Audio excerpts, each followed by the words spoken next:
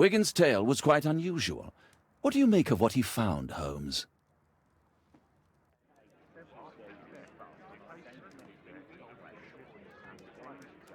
Brave Toby, the best nose in the British Empire.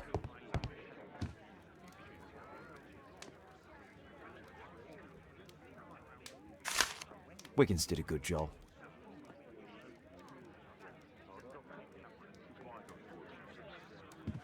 Holmes, we need to help poor Tom.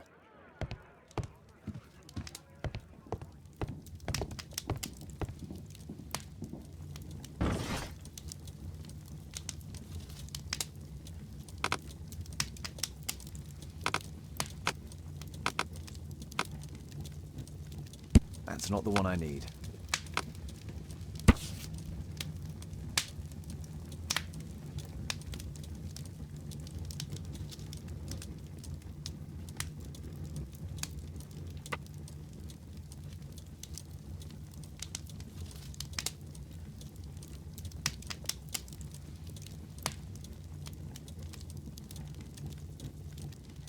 Here it is.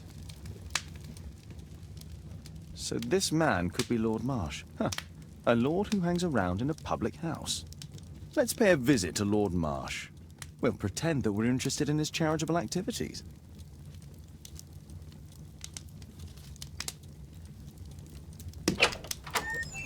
Mr. Holmes, you have a visitor. Oh, just ask him to wait. I'm afraid that won't be possible. This young lady refuses to wait for anything. What? Father! Caitlin! Miss Caitlin's boarding school was flooded. Everyone was sent home. As if it could smell any mustier. My word, how is it possible that you have grown up so fast? You'll be staying. Wherever will we put you? Holmes, I'll give her my room, of course. What do you have to say, Kate? You're on a new case. A respectable lady who's being blackmailed? Or is it a love story between a prince and a suffragist? However did you guess? You will tell me, won't you, Father?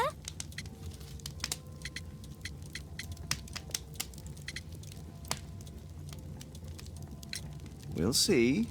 If you behave. All right, then. Have fun. I'll go and unpack. Will you help me, Mrs. Hudson?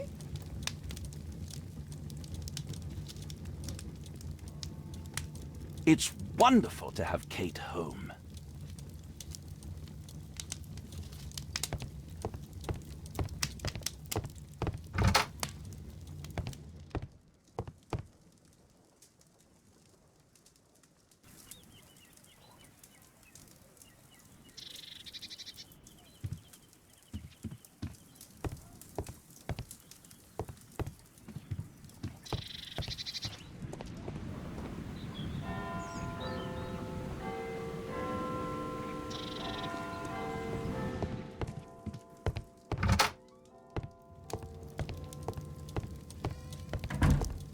Go, Mr. Holmes. I'll take care of everything.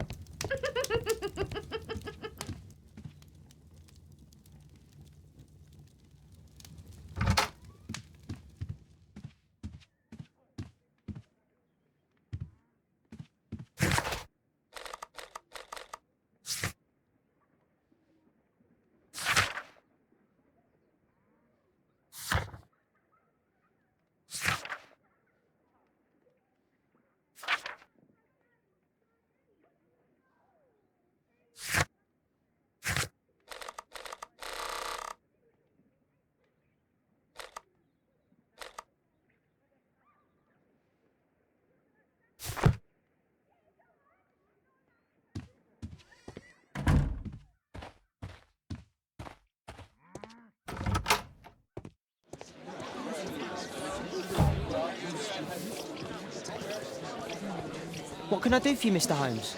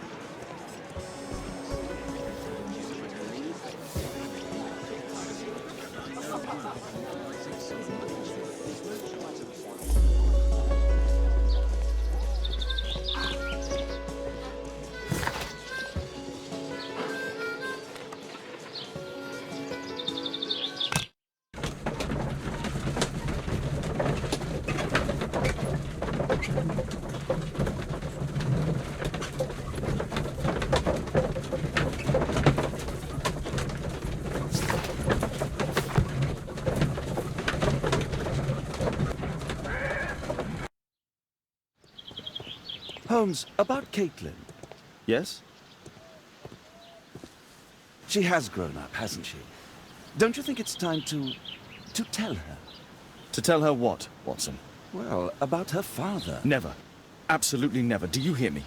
Holmes, you were responsible for the death of her father. You owe her the truth. She is old enough now. I would lose her.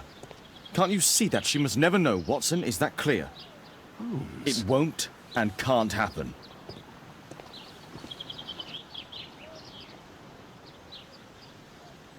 Let's get inside.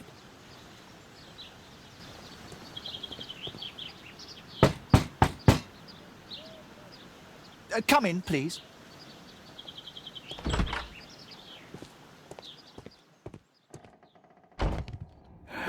Good day, gentlemen. Welcome to my home. How may I help you? Good day to you, Lord Marsh. My name is Sherlock Holmes, and this is my friend and colleague, Dr. Watson.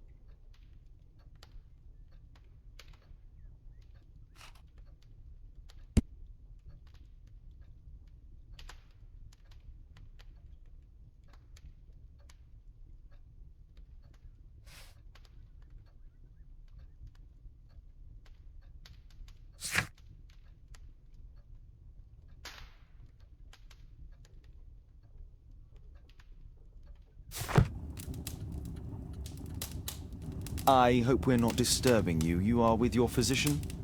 Yes, this is Dr. Reuben Fisher. But no, please, I'm intrigued by your visit, Mr. Holmes. I'm glad to hear it.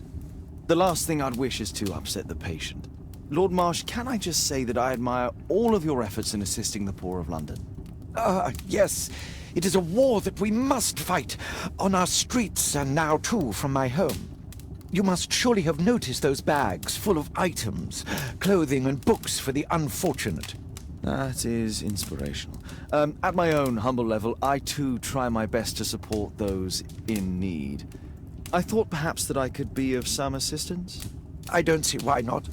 I already have the valuable assistance of Dr. Fisher, who happens to be my personal physician.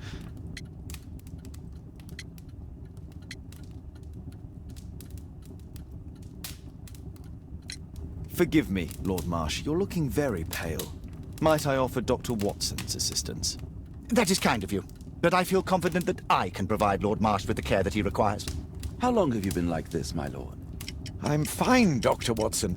Don't fuss. It's only influenza. I'll be better in a few days. I can feel it already.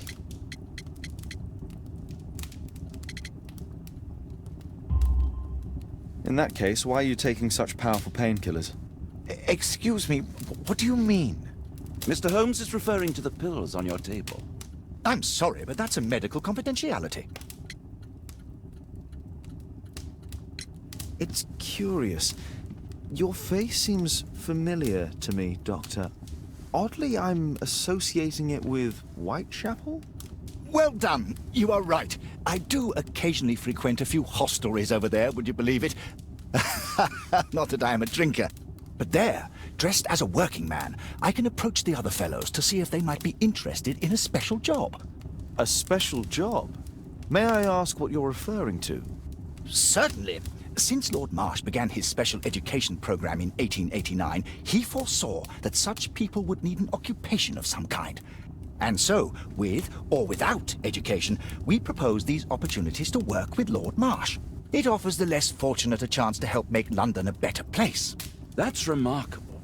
Yes, indeed. In order to truly see, one requires vision, yes, but also insight. And Lord Marsh has believed this since he was a child. Oh, Dr. Fisher makes it all sound so romantic. Let's close this topic.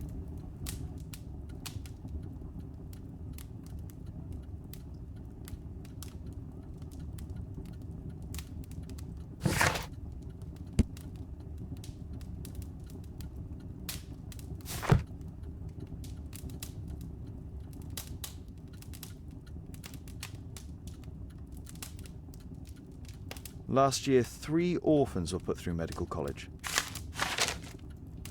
Thanks to Lord Marsh and the special education program, a great many poor people will have a second chance in life.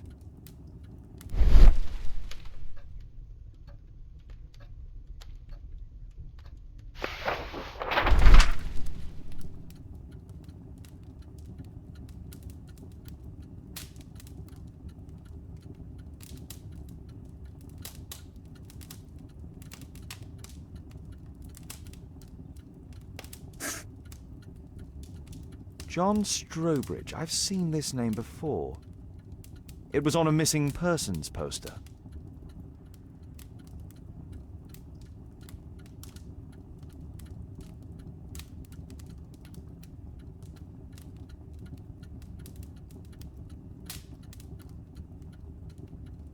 Lord Marsh, hunting with his friends.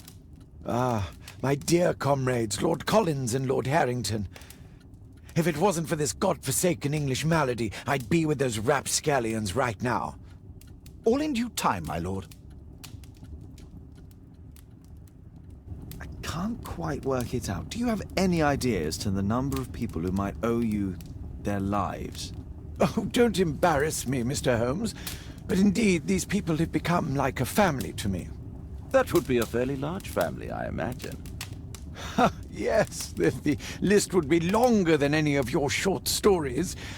As for how large, well, Fisher is the one who keeps record. Might we take a glance at the list? I regret that is impossible. It is confidential. I stand firm upon that point, Mr. Holmes. I quite understand. We'll most certainly send a donation towards your educational program. I shall take my leave then. I thank you both, and I wish you all the very best, gentlemen. Likewise, Mr. Holmes.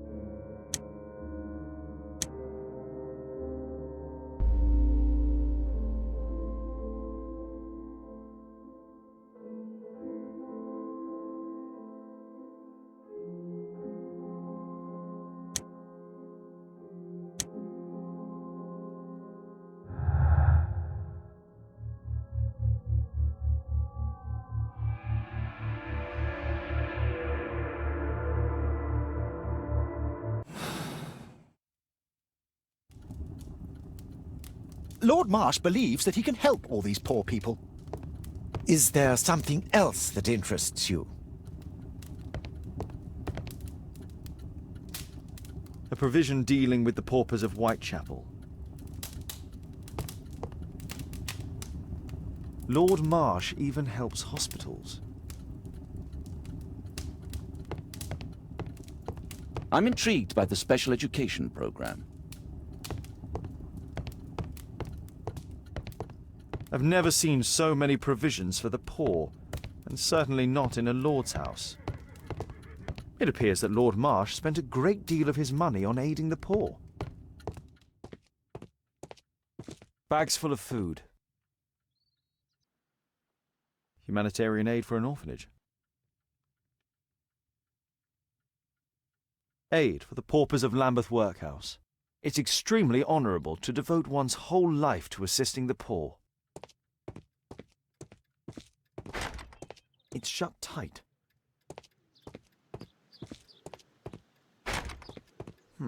Locked.